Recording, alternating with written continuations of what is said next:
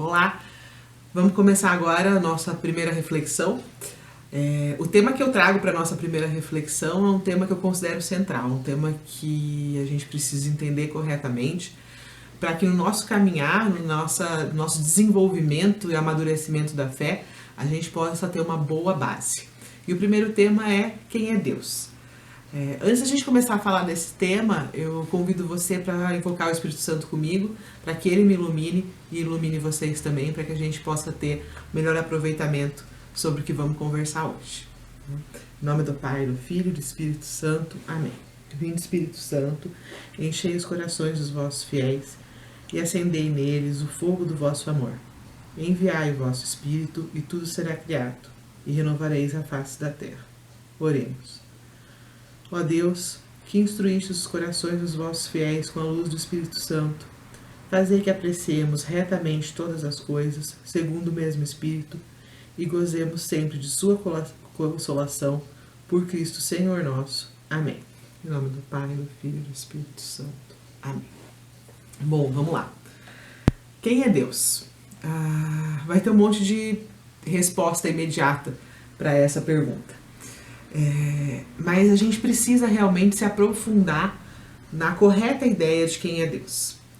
Eu sei que muitas pessoas acreditam em Deus, muitas pessoas têm o conceito de Deus formado, foram formando esse conceito durante a vida, constituindo isso durante toda a vida, e acreditam que essa imagem que elas têm de Deus é a imagem completa.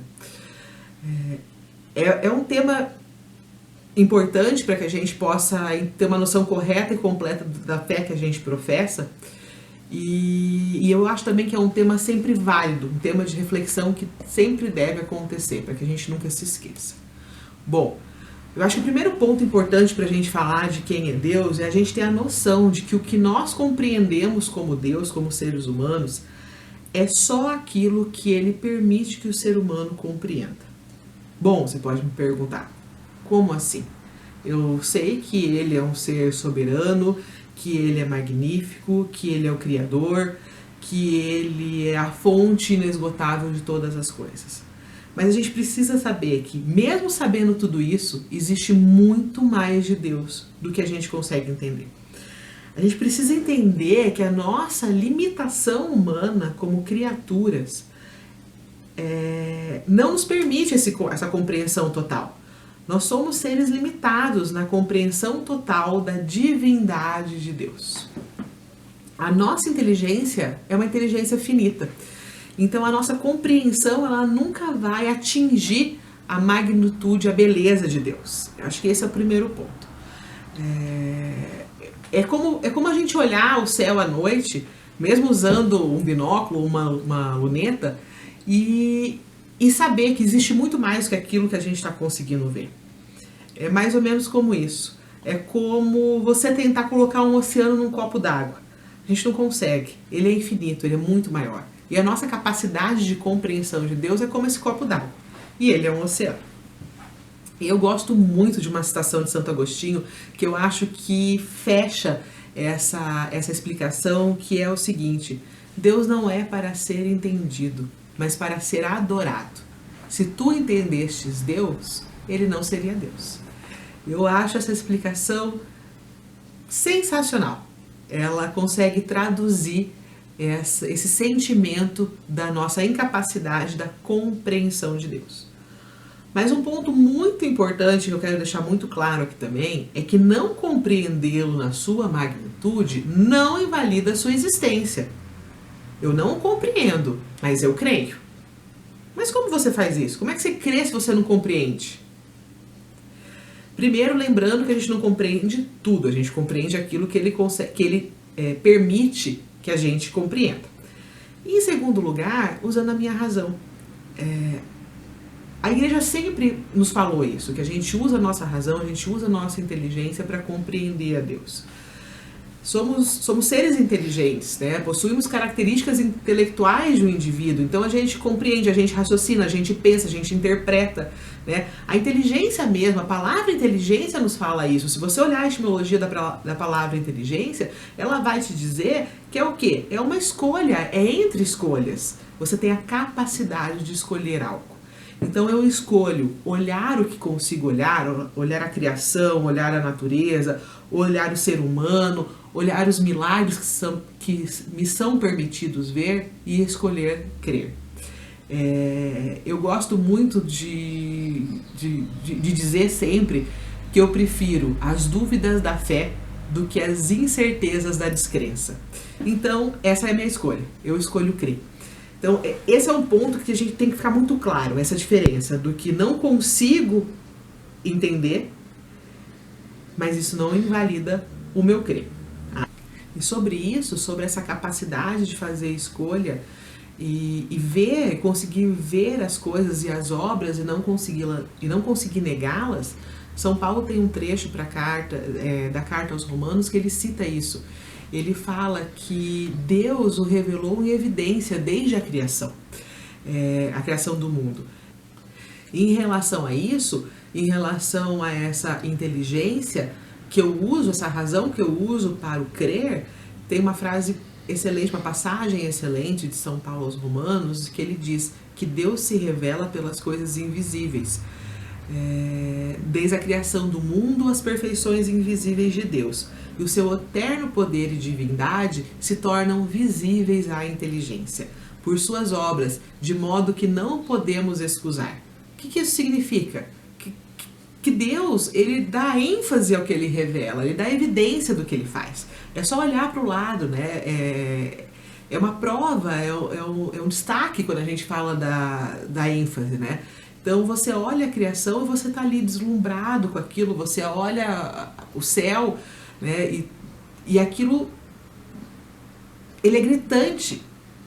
Não tem como você não entender aquilo. E as perfeições invisíveis? As perfeições invisíveis é tudo aquilo que não nos é revelado, tudo aquilo que classificamos como mistério. Nós não sabemos o porquê, o como, o que aconteceu, porque são tantas as situações que a gente não faz ideia do que aconteceu, a gente não faz ideia das providências que Deus tomou, que nós não entendemos. Mas nós cremos que Ele está no comando de tudo, a gente crê que Ele sabe o que está fazendo, que Ele está conduzindo tudo. Então essas são as perfeições invisíveis. Invisíveis aos meus olhos humanos, mas perfeitas na obra de Deus. E o poder e a divindade se tornam visíveis como? Quando contemplamos a criação, né? Então a gente não pode negar isso, não se pode ignorar uma obra de Deus, não se pode simplesmente dispensar uma obra de Deus. E eu uso as minhas faculdades para contemplar, né, a criação. E aí, para mim, é um grito da existência de Deus.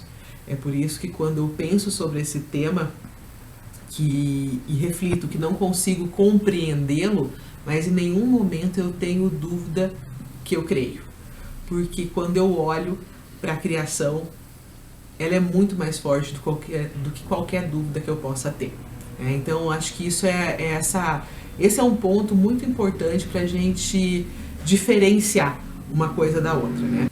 Com isso, não se pode negar, não se pode ignorar e nem dispensar as obras dele, né? As minhas faculdades intelectuais, a minha razão